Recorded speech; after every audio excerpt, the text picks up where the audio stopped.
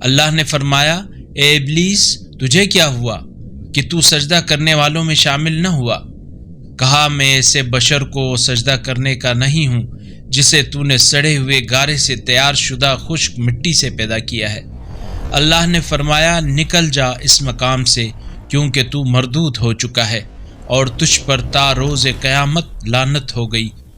کہا، پروردگارا، پھر مجھے لوگوں کے اٹھائے جانے کے دن قیامت تک مہلت دے دے۔ فرمایا، تو مہلت ملنے والوں میں سے ہے، معین وقت کے دن تک۔ ابلیس نے کہا، میرے رب، چونکہ تو نے مجھے بہکایا ہے، لہٰذا میں بھی زمین میں ان کے لیے باطل کو ضرور آراستہ کر کے دکھاؤں گا اور سب کو ضرور بضرور بہکاؤں گا، ان میں سے سوائے تیرے مخلص بندوں کے۔ اللہ نے فرمایا، یہی راستہ ہے جو سیدھا مجھ تک پہنچتا ہے۔ جو میرے بندے ہیں ان پر یقیناً تیری بالادستی نہ ہوگی، سوائے ان بہکے ہوئے لوگوں کے جو تیری پیروی کریں۔